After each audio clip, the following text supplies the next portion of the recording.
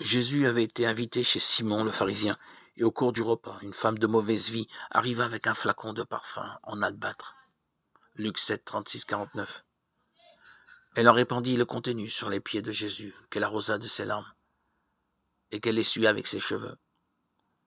Les convives étaient choqués par l'arrivée de cette intruse, et tous se demandaient pourquoi Jésus n'avait pas compris que cette femme n'avait pas sa place avec des gens de bonne compagnie. Qu'on la renvoie. Voilà ce qui habitait l'esprit des invités.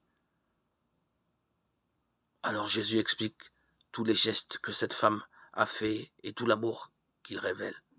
Certes, cette femme avait péché. Le texte grec la qualifie de pornée, ce qui laisse entendre une femme publique s'offrant au premier venu. Sans doute ne pouvait-elle pas clairement exprimer son mal-être dans le langage commun, mais elle le fit avec des gestes que Jésus comprenait au point de lui dire « Tes péchés sont pardonnés ».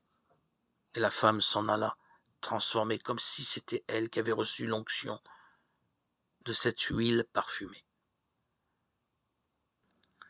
L'huile parfumée, c'est une femme qui la porte dans un petit récipient serré sur son cœur.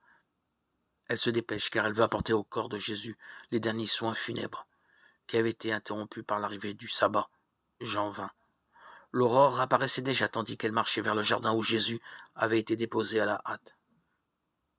Elle allait à la rencontre d'un cadavre quand le ressuscité l'appela par son nom, comme nous, dans le secret de nos cœurs.